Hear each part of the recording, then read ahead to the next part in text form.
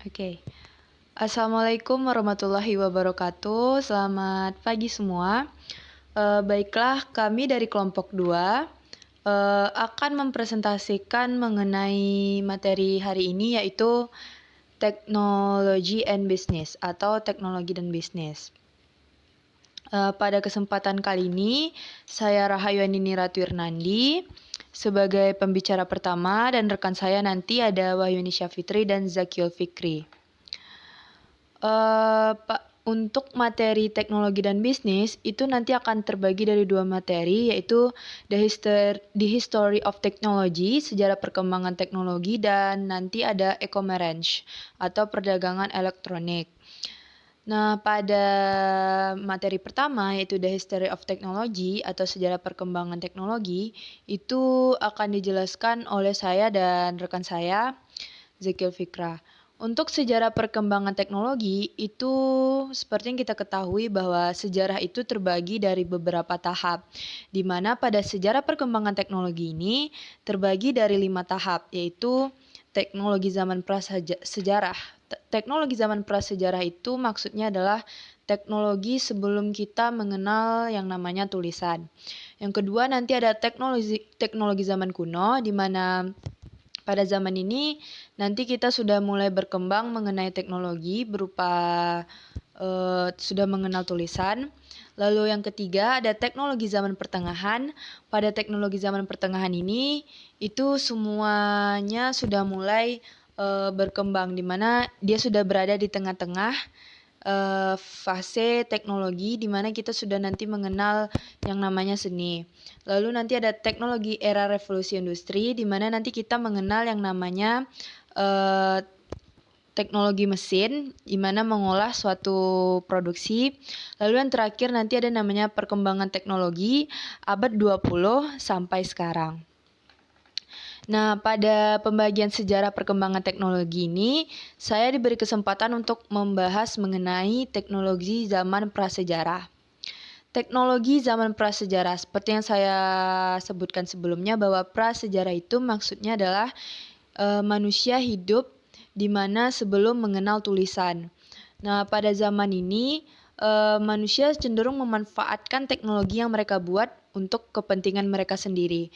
Karena masih belum mengenal tulisan, otomatis pola pikir mereka juga belum sampai di mana membuat teknologi itu untuk kepentingan halayak ramai, tapi lebih kepentingan untuk diri sendiri. Bagaimana untuk bertahan hidup agar bisa mengolah bahan-bahan yang mereka dapat di tempat lingkungan hidup mereka.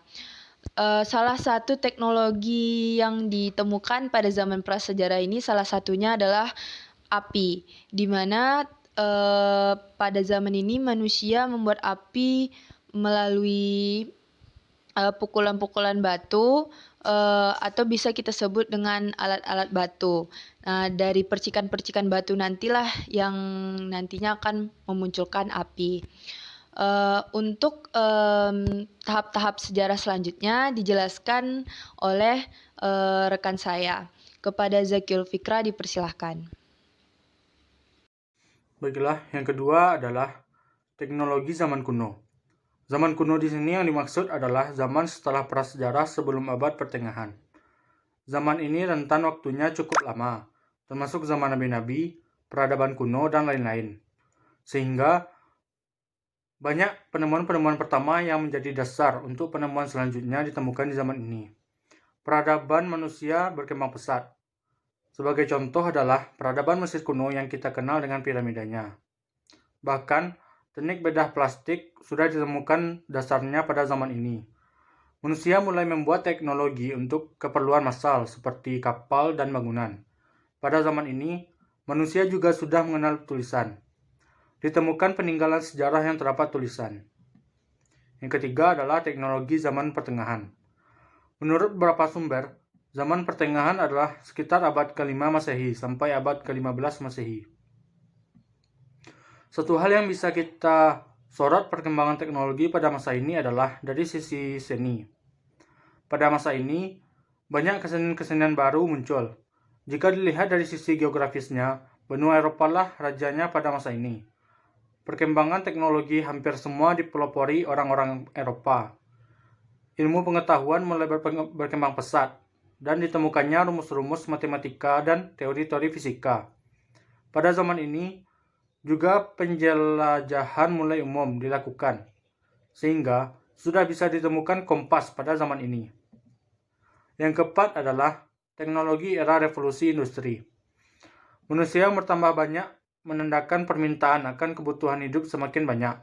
Teknologi pada masa ini banyak ditemukan berupa mesin-mesin yang punya kemampuan produksi massal. Perkembangan teknologi pada masa ini juga berubah perilaku sosial orang-orang yang ada. Sebenarnya tidak ada periode waktu tertentu untuk era revolusi industri. Revolusi industri pertama kali terjadi pada abad ke-17 sampai 18. Revolusi industri ditandai dengan perubahan besar hampir di setiap sisi kehidupan manusianya, yang tentu saja tidak lepas dari teknologi. Sekarang, kita tengah bersiap untuk menghadapi revolusi industri 4.0. 5. Perkembangan teknologi abad 20 sampai sekarang. Teknologi bukan lagi membantu manusia untuk mencukupi kebutuhannya. Teknologi mulai diciptakan untuk memanjakan manusia, untuk dijadikan simbol sosial. Contohnya mobil.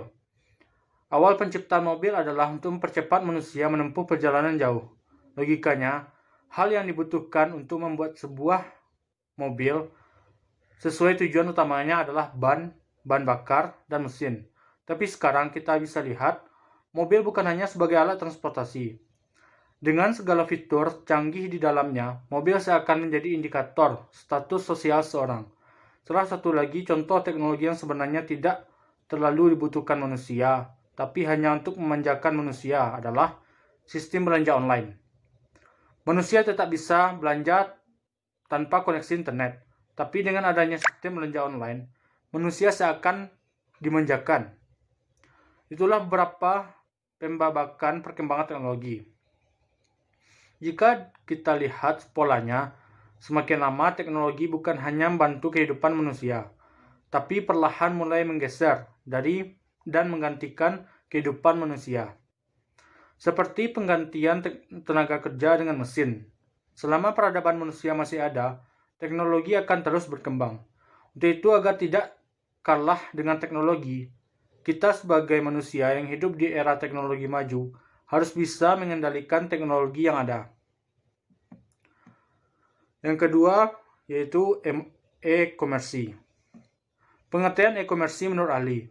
Ada beberapa pengertian tentang e-komersi dari ahli, yaitu e-komersi menurut Loudon 1998. E-komersi adalah satu proses yang dilakukan konsumen dalam membeli dan menjual berbagai produk secara elektronik dari perusahaan ke perusahaan lain dengan menggunakan komputer sebagai perantara transaksi bisnis yang dilakukan.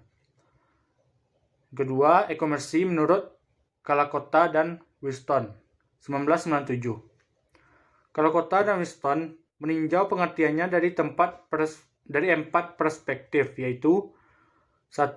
Dalam perspektif komunikasi. Pengertiannya ialah sebuah proses pengiriman barang, layanan, informasi atau pembayaran melalui komputer ataupun peralatan elektronik lainnya. Yang kedua, perspektif proses bisnis. E-komersi adalah sebuah aplikasi dari suatu teknologi menuju otomatisasi dari transaksi bisnis dan aliran kerja. Yang ketiga, perspektif layanan. E-komersi adalah satu alat yang memenuhi keinginan perusahaan, manajemen, dan konsumen untuk mengurangi biaya layanan atau service cost ketika meningkatkan kualitas barang dan meningkatkan kecepatan layanan pengiriman. Yang keempat adalah perspektif online. E-komersi menyediakan kemampuan untuk membeli dan menjual produk atau barang serta informasi melalui layanan internet maupun sarana online yang lainnya. E-komersi menurut M. Elliot Pearson 2008. Perdagangan elektronik atau yang disebut juga e-komersi adalah penggunaan jaringan komunikasi dan komputer untuk melaksanakan proses bisnis.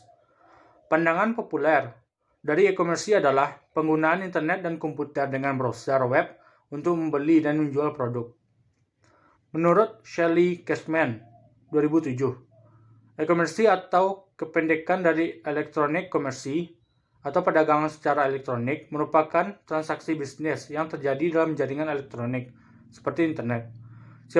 Siapapun yang dapat mengakses komputer memiliki sambungan ke internet dan memiliki cara untuk membayar barang atau jasa yang mereka beli dapat berpartisipasi dalam e-komersi. Menurut Johnny Wong, 2010, e-komersi adalah pembelian, penjualan, dan pemasaran barang serta jasa melalui sistem elektronik seperti radio, televisi, dan jaringan komputer atau internet. Baiklah, saya akan melanjutkan presentasi dari Zaki tadi. Selanjutnya, yaitu jenis-jenis e-commerce. Teman-teman bisa lihat jenis-jenis e-commerce. Selanjutnya, saya akan menjelaskan tentang jenis-jenis e-commerce yang tadi. Yang pertama ada B2B atau business to business, yang dimana business to business e-commerce meliputi transaksi elektronik barang atau jasa yang dilakukan antar perusahaan. Di mana dalam jenis ini umumnya dilakukan oleh pihak yang saling berkepentingan dalam menjalankan bisnis, di mana keduanya kerap mengenal dan mengetahui proses bisnis yang akan dilakukan. Selanjutnya ada B2C atau business to customer. Business to customer adalah jenis perdagangan elektronik yang melibatkan pelaku bisnis dan konsumen. Dalam jenis bisnis ini dinilai cenderung lebih mudah dan dinamis, tetapi juga lebih menyebar secara tidak merata atau bisa terhenti kapanpun. Selanjutnya ada C2C atau customer to customer.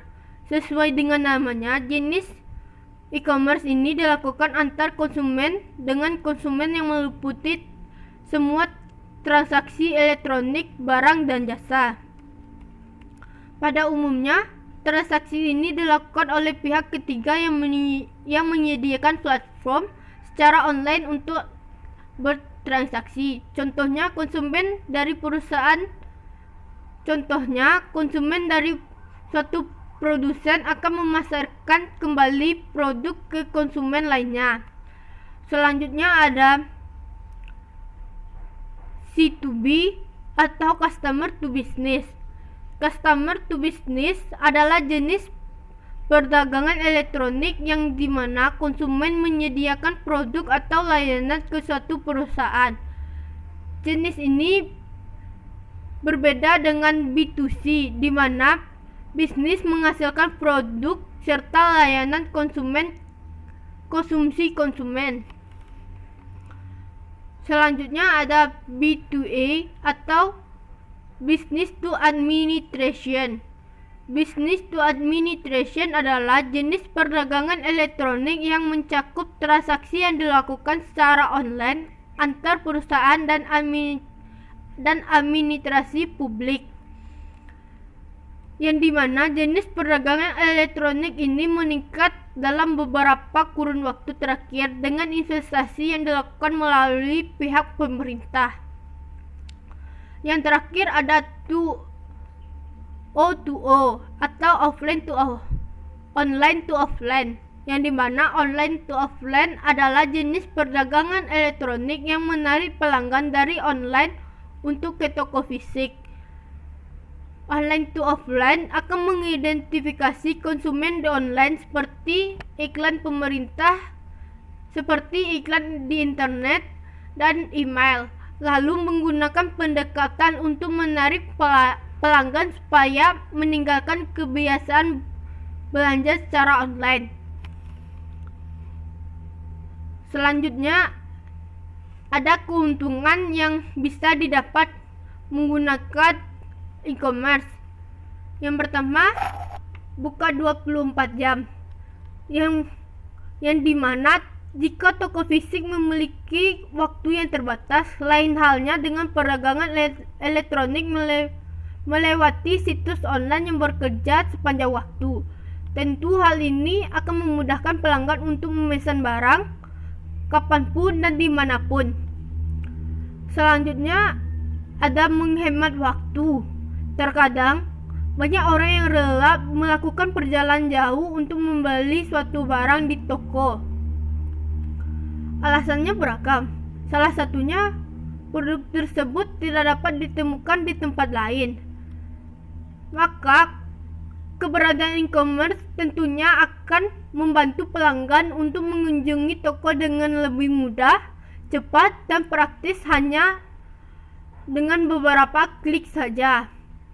Selanjutnya, memudahkan pencarian bagi pelanggan. Keberadaan perdagangan elektronik tentunya sangat memudahkan para konsumen.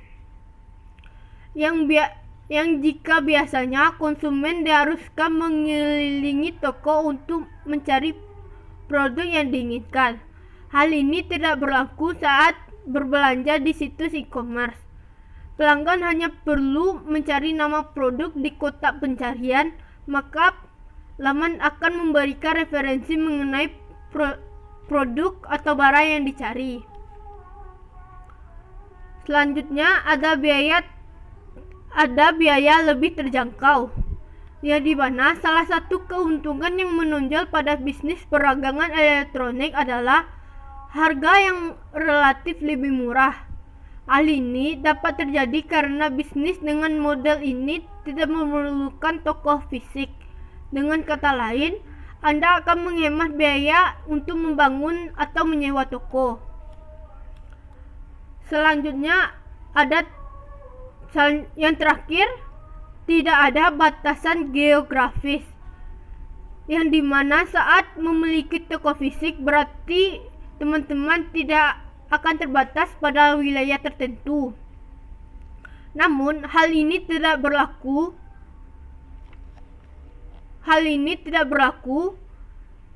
saat teman-teman memiliki website untuk perdagangan elektronik karena kemudahan menjangkau siapapun dan dimanapun tanpa batas.